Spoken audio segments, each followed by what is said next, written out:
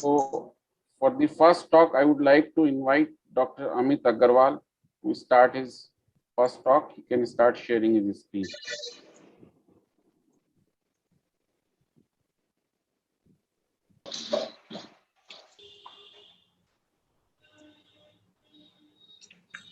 A very warm good evening to all of you. First and foremost, I would like to thanks Rosa for inviting me and giving me this wonderful opportunity to speak on this very important topic on this important webinar. So, why we are talking about avian suddenly? This is a old, very old entity. Nothing new about it, but because of the COVID, you must be observing in your OPDs there is sharp rise in the number of patients coming with the avascular necrosis of hip. So we don't know whether this is the COVID which is causing the avian or the medication to treat the COVID.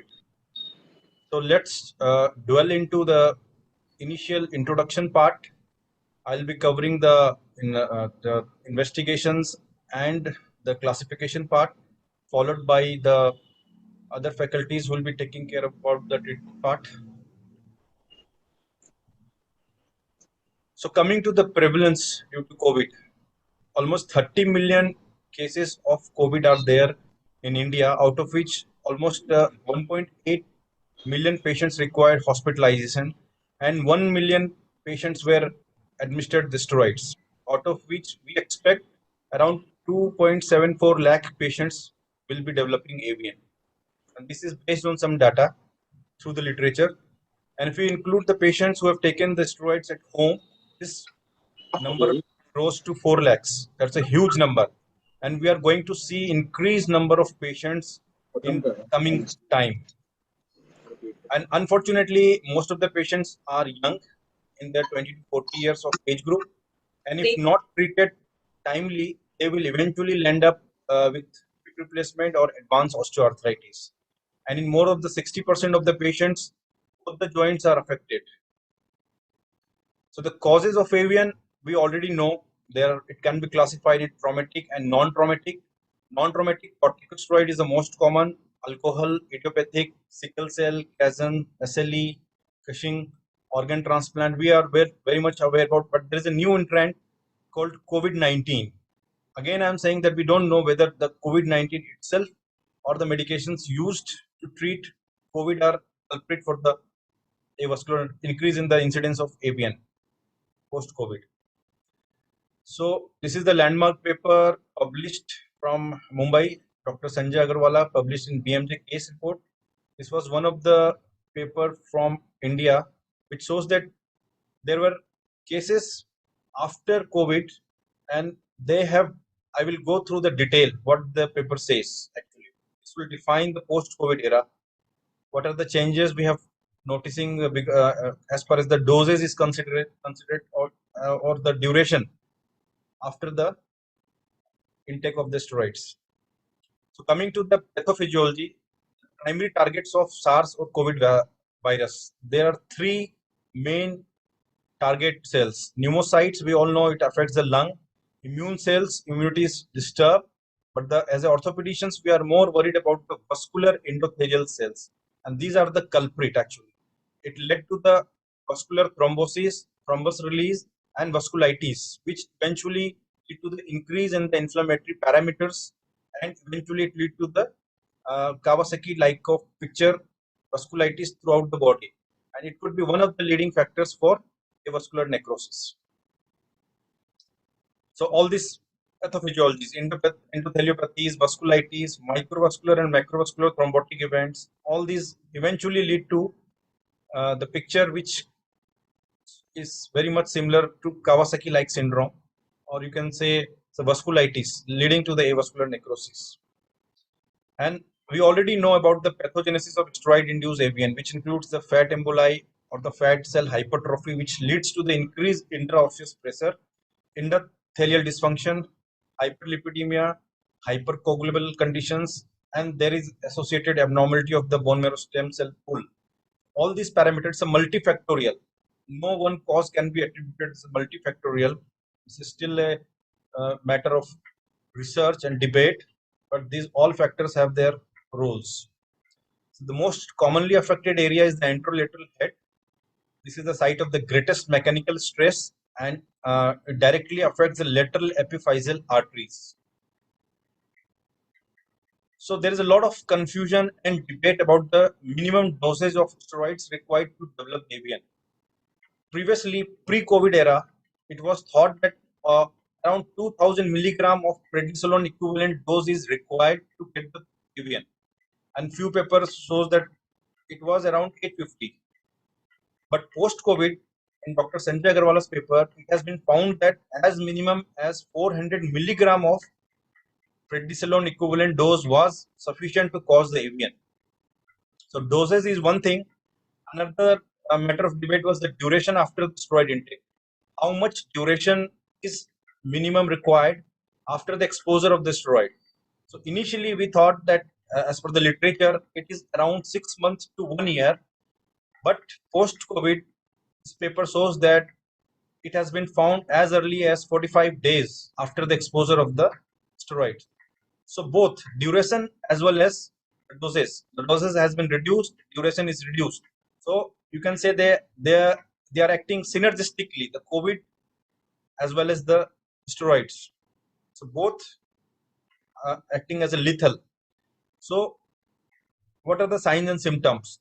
Any patient post-COVID presenting with low back pain, pain around the gluteal region, or knee pain, or radicular pain around the hip, you must have a high index of suspicion, especially in post-COVID patients who are having history of taking the steroids or any other cytotoxic drugs. The laboratory workup, it's a routine. You have to customize your investigations according to the patient profile.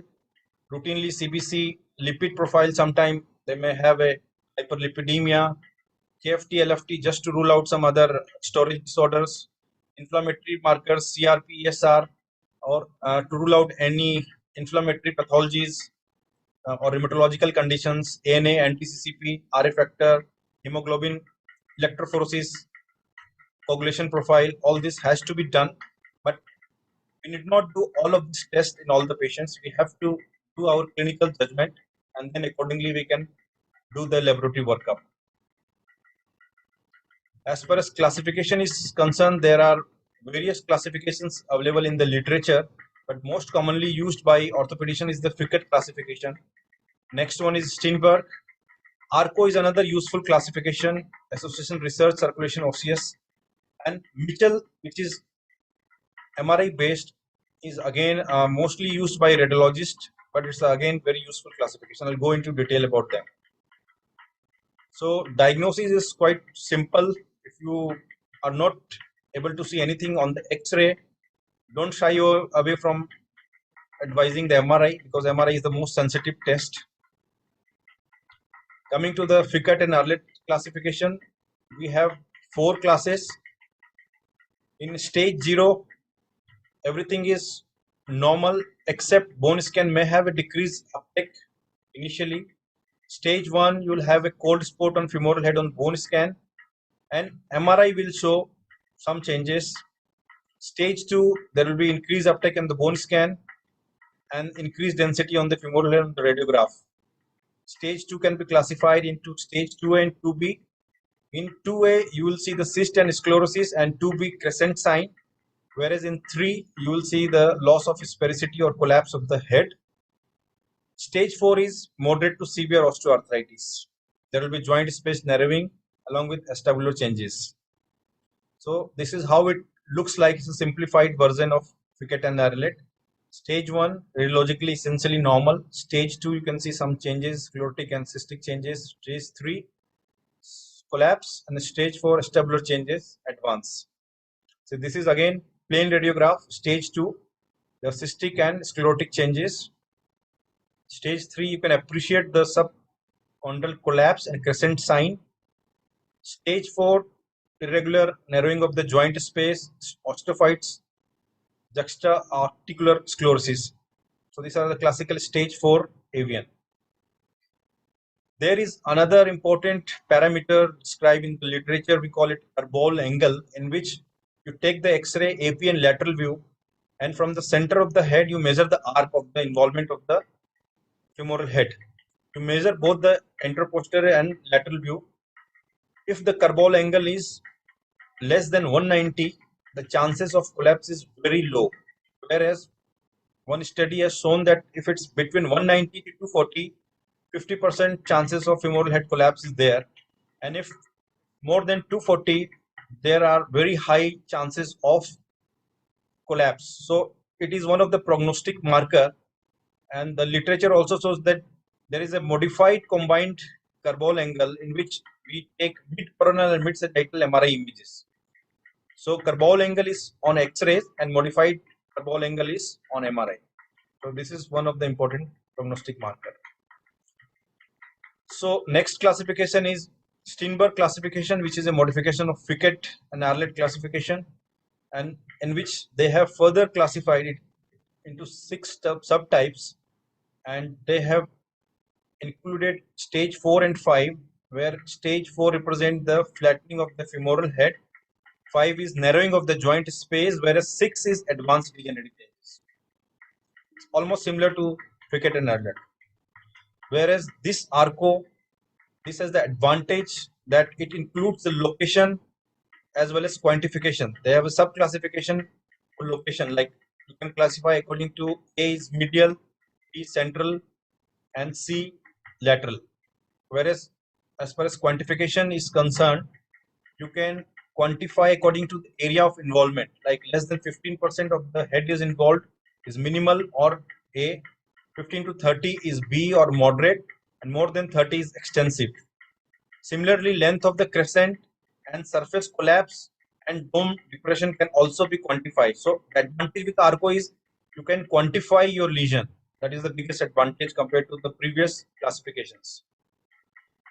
So there are classical signs on MRI. There is a crescentic ring-like or well-defined band of low signal you can see here, and it represents the reactive interface between the necrotic and reparative zone.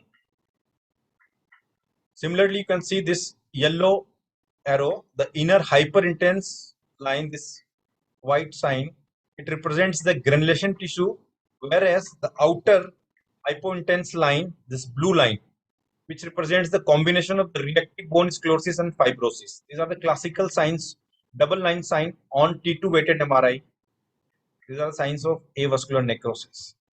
Mitchell classification, I must admit that we orthopedicians are not much well versed with this classification, but this is a very useful prognostically. It's quite easy.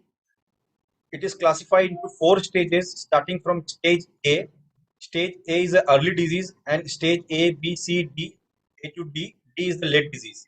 So stage 1, just remember it represents the fat on MRI. Stage B, subacute blood. B for blood, you remember like that. C is for cyst or fluid or edema, and D is fibrosis.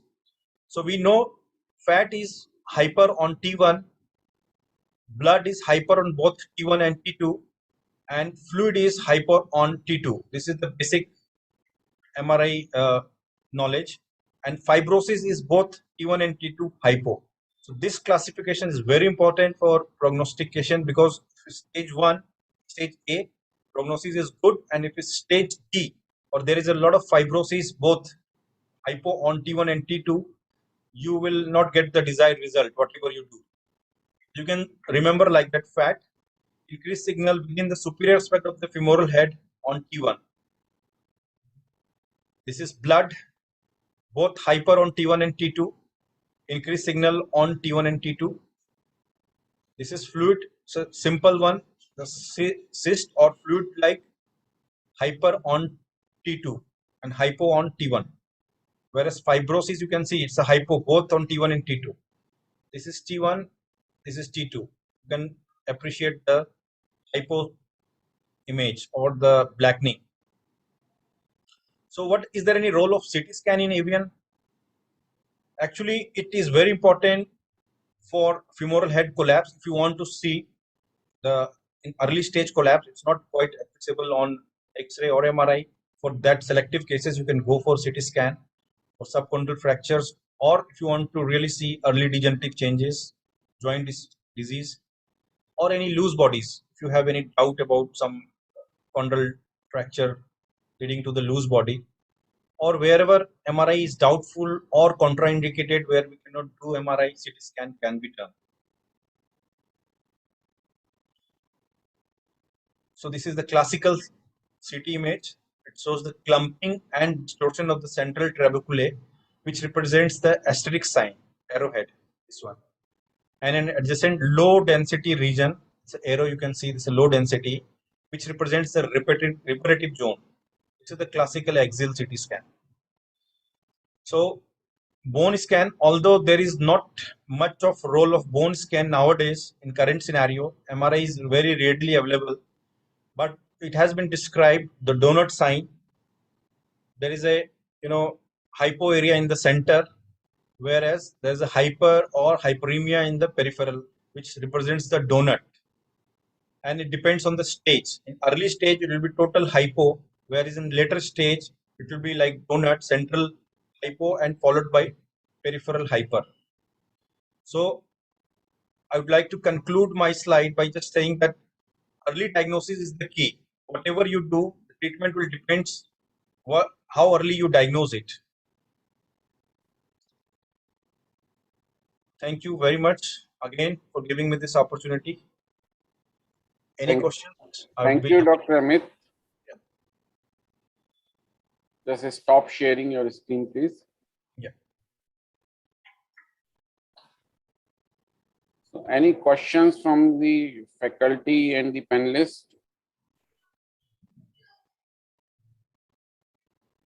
Rahul, I want to ask one question. Please, sir. That transient osteoporosis is one of the DD. Yes, sir. So any thing you want to clarify on that? Yeah, transient osteoporosis, when you see on the MRI, apart from the head, neck, and the proximal femoral part is also, the greater trochanteric area is also involved, and there is no sharp demarcation. It's a diffuse edema. We call it a bone marrow edema syndrome, and the patient profile is also important. Sometimes the pregnant females, they are more prone for that. So we should be very careful in intervening or doing any surgical procedures, because it's a self-limiting condition. So you should have a high index of suspicion. Whenever you analyze your MRI films, you have to keep that one of the DDs. True. Thank you. So I have one question, Dr. Amit. Yes, sir. Most of the time, once the process of avascular necrosis starts, can you have some idea that how many percentage of cases would go to the stage 3B or 4? Mhm. Or what is the rate of progression and what is the probability of the conversion from stage 1 to stage 3 or stage 4, especially to the COVID scenario? It's Is there too any early. study? Yeah, it's too early to say about the progression in stage 1 to 2 to 3, 4 in post-COVID, especially those patients have started to come. So we have yet to see, but the one thing is very much clear, that duration has been shortened. So after the exposure of the steroid, initially we used to say that 6 months to 1 year, but now it is coming as early as 6 weeks. So we presume that more cases will progress rapidly, that too in a very short span of time compared to pre-COVID era. Why I have asked this question, because this is important for the management. Yeah. We have the patient in early stages and we want to treat the patient with the medical management. So we'll discuss this later on. Yes, Dr. Naresh Purwal. Yeah, one thing I want to add on, patient presented late with the disease, even pre-COVID era, is because of patient presenting with a pathophysiological pain on the hip joints, knee joints, or radiculopathy to the lower limb. And patient get MRI of the spine. Okay, once they get the MRI of spine, MRI seems to be normal, and patient go ahead with the treatment, medical treatment, and then presented with the hip joint, later with the stage of stage 2 or 3 or 4. One of the reasons to rule out always the hip joint pathology before examining the spine. Yeah, thank you. Rahul, Dr. Katta, can I answer your question? Yes, sir. Yes, Dr. Purwal. Yeah. So there is a good prognostic classification. So the main problem with Picat and Arley classification is that it is not a prognostic classification. So whenever, suppose if a cancer surgeon is dealing with a cancer, he talks about two things. First is he talks about the prognosis is basically dependent upon the grade of the disease and the stage of the disease. So the grade of the disease, when we say, it is how malignant is the AVN. And the stage of the disease is that it is how, what is the stage locally. So whether it is locally spread or it is spread completely. Now, as orthopedic surgeon, we have to think about two different classifications. First is Ficata and Arle is a good grading classification. It gives us the grade of the disease. So it is the head is now round and the head is now initially started to collapse and finally the head is arthritic. So it's a good grading classification, but it is not a good staging classification, or it doesn't give the malignancy of the disease. For that, I think ARCO is very good. And the prognostic factors are that if the femoral head involvement is more than 30%, there is anterolateral zone of the femoral involvement. There is more than 240-degree curval angle. There is more than 2 millimeter collapse of the femoral head. So these are the cases which typically will require intervention, even if they present to you in a grade 1 Ficata Arle or even grade 2 Ficata Arle 2A, which is the commonest CA.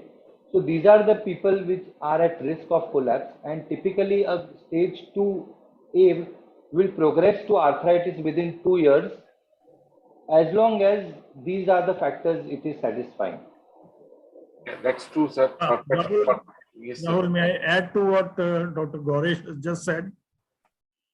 A lot of papers have come in recently in the journals which have questioned the Ficata-Arle classification because it has a very poor intra-observer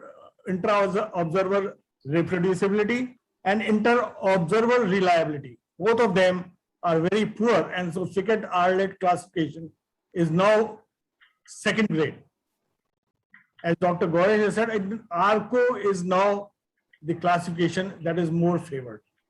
Yes, sir. Thank you. I would like to say is about the use of steroids. I have found that more than the corticosteroids, it is the anabolic steroids which affect AVN. I have had so many patients in my series who took anabolic steroids in for bodybuilding purposes, and within 2 weeks they developed bilateral AVN. Thank you, sir. So one more question was there with this. Is there any difference with the routine AVN cases which we are looking for, or with the COVID, the rate of progression is changed or not? So there are some studies or something like that.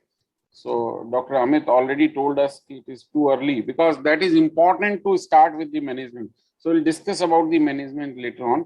So thank you, Dr. Amit, for very informative talk. So